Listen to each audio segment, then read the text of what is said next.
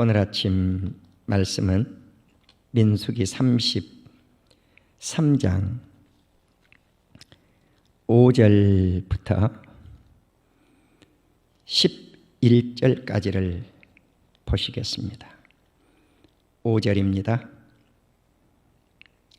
이스라엘 자손이 람셋을 떠나 숫곳에 진을 치고 숫곳을 떠나 광야 끝 에담에 진을 치고 에담을 떠나 바알스본 앞 비아히롯으로 돌아가서 믹돌 앞에 진을 치고 하히롯 앞을 떠나 광야를 바라보고 바다 가운데를 지나 에담 광야로 사흘길을 가서 마라에 진을 치고 마라를 떠나 엘림에 이르니 엘림에는 샘물 12과 종려 70그루가 있으므로 거기에 진을 치고 엘림을 떠나 홍해 가에 진을 치고 홍해 가를 떠나 신광야에 진을 치고 여기까지 말씀을 보겠습니다. 목사님 지도를 한번 올려 주십시오. 오늘 아침 말씀은 람셋을 떠나서 첫 번째 도착한 곳이 숫곳입니다. 지도를 한번 올려주십시오. 네. 오늘 아침에 우리 목사님이 특별히 표기를 해주셨는데 빨간 글씨로 홍해 1, 홍해 2라고 띄워 있습니다. 이제 저 홍해 1과 홍해 2는 제가 아침에 우리 목사님께 부탁해서 넣은 겁니다. 제 출애굽의 노정을 보시면 저기서 점선으로 이렇게 되어 있습니다. 그런데 저 지도를 보시면 홍해 2로 노정이 건너간 흔적이 없습니다. 그렇죠? 홍해 2로 건너가지 않았죠. 그러니까 홍해 바다가 이렇게 큰 줄기에 홍해 바다가 이렇게 하나 있고 꺾어져서 다시 홍해 바다가 작은 줄기로 이렇게 마치 저 지도를 보면은 우리 별내 지도하고 똑같아요. 저게 지금요. 우리 별내가 저렇게 되어 있습니다. 저 모형이에요. 꼭 저 모형이에요. 그래서 홍해 바다를 빼버리는 지도는 우리 별내면에 별내면 시절이에요. 지금도 마찬가지고 그린벨트예요. 저 홍해 바깥쪽은 별내는 그린벨트. 그래서 꼭 지도가 저렇게 생겼어요. 그런데 홍해 1로 출애굽을 하면서 건너갔는지 홍해 2로 건너갔는지 이것이 지금 상당히 주제가 되고 있습니다.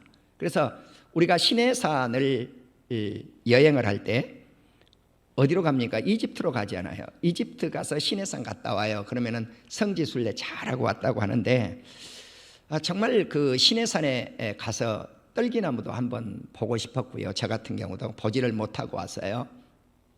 그런데 그 시내산에 가보면 200만 300만이 어디에 인구가 머물러 있을 것인가? 정말 장소가 없더라고요. 그럴 만한 장소가 전혀 없어요. 뭐 20만 모일 만한 10만 모일 만한 그런 장소도 별로 안 보여요. 눈에 띄지 않아요.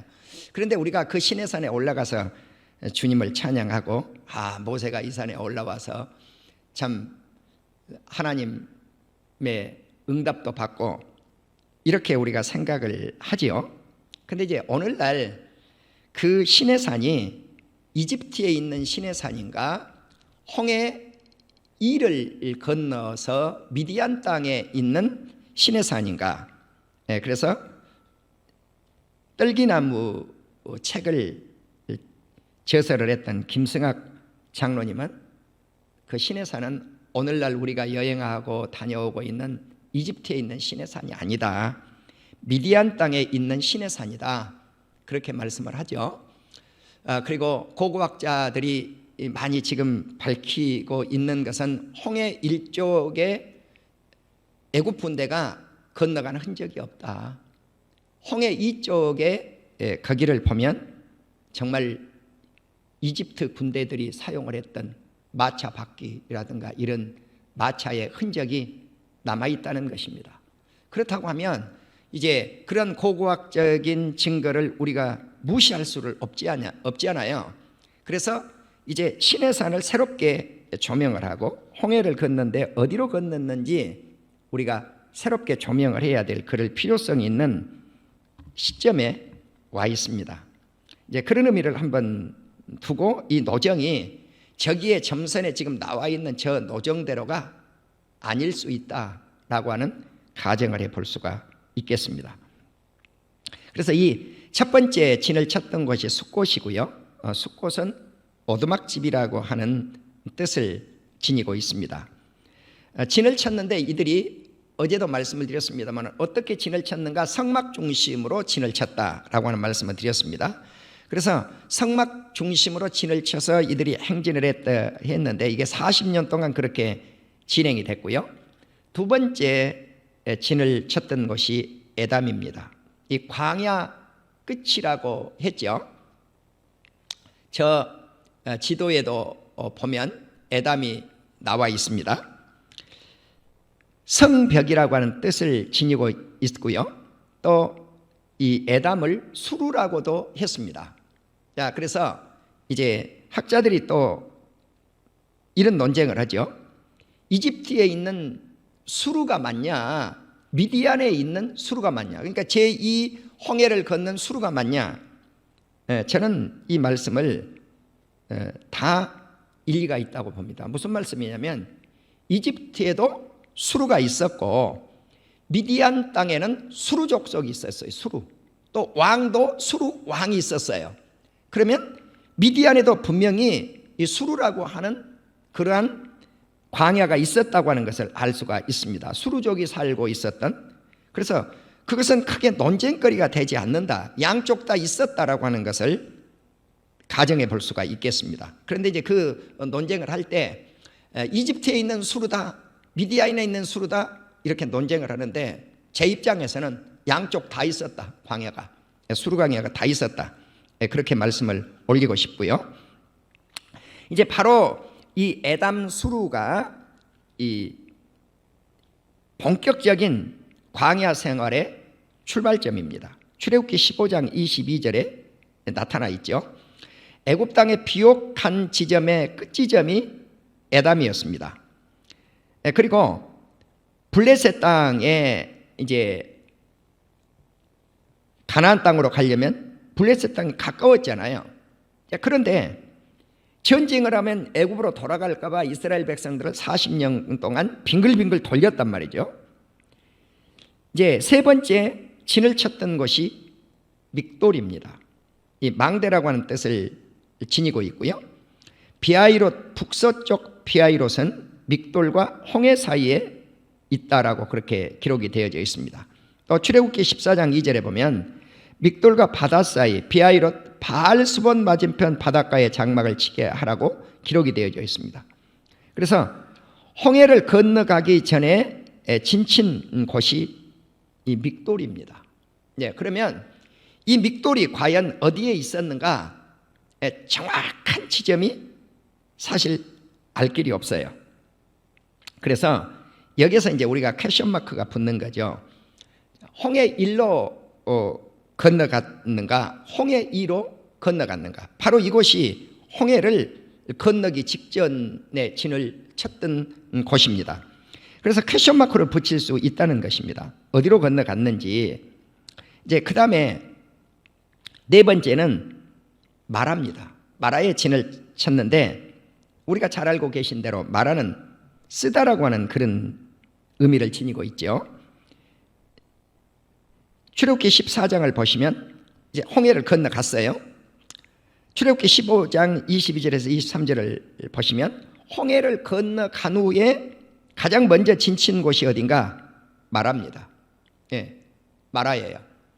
자, 그래서 이제 저 지도를 보면 마라가 이제 이집트 쪽에 그 홍해 1 쪽에 이 마라가 있는 것으로 기록이 되어져 있죠. 그래서 여기서 퀘션 마크를 우리가 붙일 수 있다는 거죠. 이제 기존 상식대로 우리가 알고 있다고 하면 당연히 홍해 일쪽에 있어야 되는데 홍해 바다를 건너가서 이 마라가 있었다고 하면 이제 김성학 장로님 같이 주장하는 미디안 땅에 그쪽으로 건너갔을 때 홍해 2를 건너갔다고 했을 때 이 마라의 위치가 달라질 수밖에 없다는 가정을 할 수가 있겠습니다. 모세가 홍해에서 이스라엘을 인도하여 그들이 나와서 수루 광야로 들어가서 거기서 사흘 길을 걸었으니 물을 얻지 못했다. 자, 이제 여기서의 수루는 어딘가 이런 거죠. 당연히 제2 홍해를 건넜다면 제1 홍해에 그런 거기에 있는 수루 광야가 아니라는 것입니다. 여기는 어떤 광야가 될 것인가? 수루 광야는 미디안에 있는 미디안족들, 홍해 제2 홍해를 건너갔을 때 거기가 미디안 땅이었거든요. 그러면 미디안 땅에서 모세가 무슨 일을 했어요? 여러분 상상하면 아실 수가 있어요. 자, 모세가 미디안 땅에 가서 40년간 훈련을 받았어요. 거기에서 떨기나무가 불타는 것을 보았고 그 떨기나무가 불타고 있는 그 산에 올랐단 말입니다. 그곳이 신의 산입니다. 자, 그렇다면 그곳이 신의 산이라면 우리가 이집트를 방문하고 온 신의 산이 아니다는 거죠. 미디안 땅에 있었던 신의 산이 맞다는 겁니다. 그러니까 훨씬 더 역사적으로 성경적 역사적으로 증거를 해낼 수가 있겠습니다. 그러니까 이 수루 광야는 제2의 홍해를 건너가서 미디안 땅에 있었던 수루 광야다라고 생각할 수가 있겠습니다. 이때 우리가 출애굽기 15장 23절에 보시면 마라에 이르렀더니 그곳 물이 써서 마시지 못하였으므로 그 이름을 마라라고 했다. 그래서 마라는 쓰다. 무엇이 썼는가? 물이 썼다. 그럼 물이 쓰면 이제 백성들이 무엇을 했겠어요? 우리가 민수기서를 보시면서 무엇을 알 수가 있었냐면 민수기서는 원망의 연속이에요. 계속해서 이스라엘 백성들이 광야 40년 동안 살면서 원망 이러고 끝나요. 아론을 원망하고 모세를 원망하고 그것은 곧 하나님을 원망하고 그리고 나서 하나님께 항상 매로 얻어 터져요. 죽어요. 예. 전염병으로 죽어요. 예. 여러 가지로 하나님께서 백성들을 광야에 다 죽였지요. 그래도 어떠합니까? 땅이 갈라져서 죽게 하고 그래도 원망, 계속 원망이에요. 바로 이 마라에서도 물이 쓰니까 그들은 당연히 모세를 원망했습니다. 우리가 무엇을 마실 것인가? 이때 모세가 하나님께 울부짖죠. 그러니까 그때 응답으로 하나님이 한 나무를 모세에게 가르쳐 주었어요. 모세가 이제 그 나무를 던져가지고 물을 달게 만들었죠. 이곳이 마라입니다. 그리고 5번째 진을 쳤던 곳이 엘림인데 출애굽기 15장 27절과 출애굽기 16장 1절을 보시면 이 엘림은 물샘이 있는 곳, 이 엘림은 큰 나무라고 하는 뜻이에요. 그러니까 광야에 이런 물샘이 있고 나무가 있다고 하는 것은 복입니다. 왜 복인가? 우리가 사막에서 오아시스를 만난다고 하는데 엘림은 오아시스와 같은 곳입니다. 출애굽기 15장 27절을 보면 그들이 엘림에 이르니 거기에 물샘 12과 종려나무 70그루가 있는지라 거기서 그들이 그 물 곁에 장막을 치니라. 사막에서 우리가 어디에서 장막을 치겠습니까? 당연하죠. 물이 있는 곳이어야 되죠. 당연히 이제 다행히 종려나무 70그루에 종려나무가 있었다는 거죠. 그러니까 종려나무 70그루가 있었으니까 거기에서 어떻게 해요? 그래도 사람들이 그늘을 조금 맛을 볼 수가 있었지 않겠어요? 그리고 그늘 밑에다가 이제 장막을 쳤으리라고 분명히 믿습니다. 출애굽기 16장 1절을 보면 이스라엘 자손의 온 회중이 엘림에서 떠나 엘림과 시내산 사이에 있는 신광야에 이르니 애굽에서 나온 후 둘째 달 15일이라 2월 15일이라. 제 지도가 지금 자세히 나와 있지는 않는데요.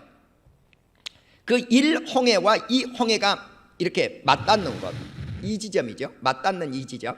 네, 맞닿는 곳. 이가 1홍해고 여기가 2홍해면 맞닿는 곳. 이곳이 신광야예요. 그러면은 거기가 이제 신광야, 시내반도가 있어요. 시내반도, 신광야 그래놨는데 이제 저 노정대로 오면은 신광야가 거기에 있어야 되는 거죠. 그런데 이제 이 홍해를 건넜다면 저 지도는 잘못됐다는 거죠. 그러면 이 이제 광야가 어디에 있어야 되는가? 시내산 쪽에 있는 미디안 땅에 있는 그곳에 있어야 맞다는 것입니다. 예, 그래서 우리가 확실한 것을 알 수는 없지만 출애굽기 1장 엘림과 시내산 사이에 있는 신광야에 이르렀는데 그때가 2월 15일이다. 그래서 출애굽기 17장 1절에 보면 이스라엘 자손의 온 회중이 여호와의 명령대로 신광야에 있었더나 그 노정대로 행하여 르비딤에 장막을 쳤으나 백성이 물이 없었다. 자, 여기에서도 당연히 물이 없으니까 뭐 하겠어요? 모세와 다투지요. 예. 이때 이제 아말렉과 전쟁이 터지죠. 예. 이제 그것이 그 당시의 배경입니다. 그래서 이제 우리는 이 5번째 엘림의 진을 쳤고 이제 그 다음에 이제 홍해에 진을 치고 홍해를 떠나 신광야로 진을 치고 갔다. 근데 이 신광야를 우리가 한번 생각해 볼 수 있는 것이 어떤 의미를 지니고 있는가? 자, 아까 실은 홍해를 건너갔어요. 이번에 또 홍해에 진을 치고 또 신광야에다가 진을 쳤어요. 이것을 보면 미디안 땅에 건너갔다가 미디안에서 다시 제일 홍해 쪽 이제 이스라엘 땅 최남단에 있는 곳으로 제2 홍해를 다시 건너왔다라고 하는 것을 알 수가 있어요. 그래서 저기에 있는 그 신광야는 홍해 일쪽에도 신광야가 있었고 또 미디안 땅에 건너가서도 신광야가 있었다. 그러나 수루광야라고 하는 이런 이름이 2번 나오는데 이게 논쟁거리가 되잖아요. 어디에 이 신광야가 있어야 될 것인가 하는 거예요.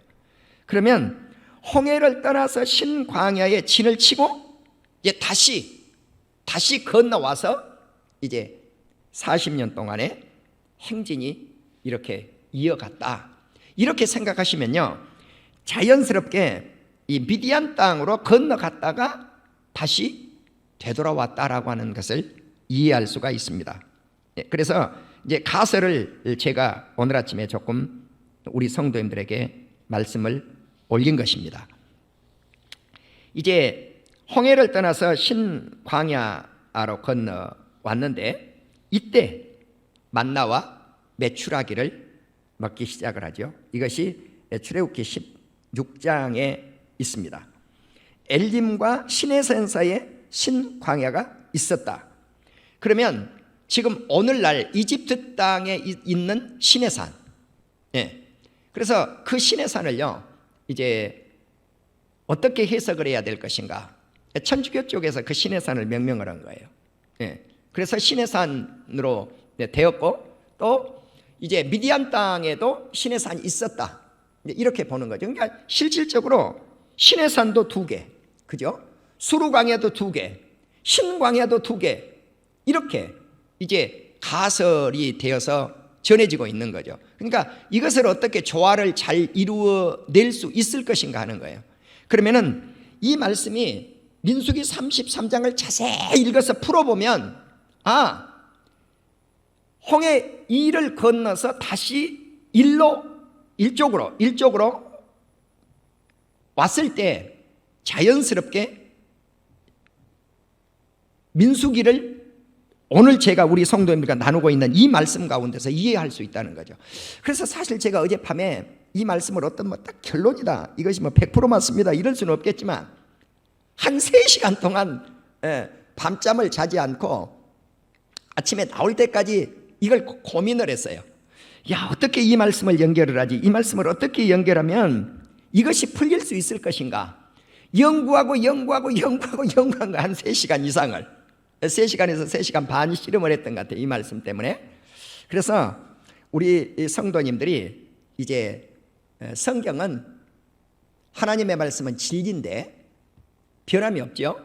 인간이 해석을 할 때 잘못해서 버리면 해석하면 엉뚱하게 해석이 되어지는 거죠. 자, 그러나 이제 이러한 가설들 또 현재 역사적인 고고학적 증명 그것을 본다면 홍해 일로 건너간 것 같지는 않다는 거죠. 흔적이 없어요. 예.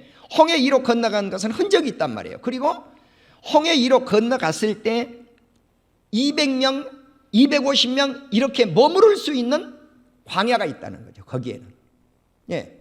그러니까 어떤 것이 역사적인 증명이 될 것인가. 그렇다고 해서 지도가 뭐 고대로부터 지금까지 이어 내려오면서 지도가 없어져 버리지는 않잖아요. 그러면은 200명 이상 머무를 수 있는 이스라엘 전 백성들이 머무를 수 있는 그러한 광야가 있어야 되는데 그런 터전이 있어야 되는데 1홍해 쪽에는 없다는 거죠. 이 홍해 쪽에는 있다는 거예요. 예. 그렇다면 신빙성이 제2홍해를 건넜다고 하는 것이 분명하다. 그렇게 말씀을 드릴 수 있겠습니다. 이제 출애굽기 16장에 이 나타난 말씀을 잠깐 말씀을 읽고 마치겠습니다. 조금 전에 출애굽기 16장에는 엘림과 시내산 사이에 신광야가 있었다라고 하는 말씀을 조금 올렸고요. 이제 그 다음에 출애굽기 16장보다는 15장을 한번 보시겠습니다. 출애굽기 15장 22절에서 27절을 내용을 보시면은요, 하나님의 말씀을 듣고 순종을 하라. 내가 보기에 의를 행하고 내 계명에 귀를 기울이며 내 모든 규례를 지키면 내가 애굽 사람에게 내린 모든 질병을 하나도 너희에게 내리지 아니하리니. 왜냐고 하면 우리말 성경은 왜냐고 하면 생략되어 있어요. 나는 너희를 치료하는 여호와임이니라. 우리가 여호와 라파 찬양을 많이 하죠. 예, 바로 이 여호와 라파가 바로 여기에서 나온 겁니다. 신광야에 이제 진을 칠 때 이 무렵에 이 말씀이 나온 거예요. 그래서 하나님의 말씀을 듣고 순종을 하고 내가 보기에 의를 행하고 그리고 하나님의 계명에 귀를 기울이고 하나님의 모든 규례를 지키고 내가 애굽 사람에게 내린 이제 그렇게 하면 애굽 사람에게 내린 모든 질병을 하나도 너희에게 내리지 아니하리니. 왜냐고 하면 나는 너희를 치료하는 여호와임이니라. 여호와 라파. 그래서 이 원문에는 여호와 로페이카 그렇게 기록이 되어 있어요. 그래서 라파라고 하는 이 단어는 치료한다라고 하는 뜻을 지닌 이 단어는 의원을 가리켜요. 의원을. 예. 의원을 가리킵니다. 참 오늘날 안타깝게도 우리 이 사회가 지금 의사 선생님들이 주장을 하고 계시죠. 그런 주장을 정부가 그냥 압박만 하지 말고 의사협회와 잘 상의가 되어서 그런 의견을 청취할 수도 있어야 된다고 저는 믿어요. 예.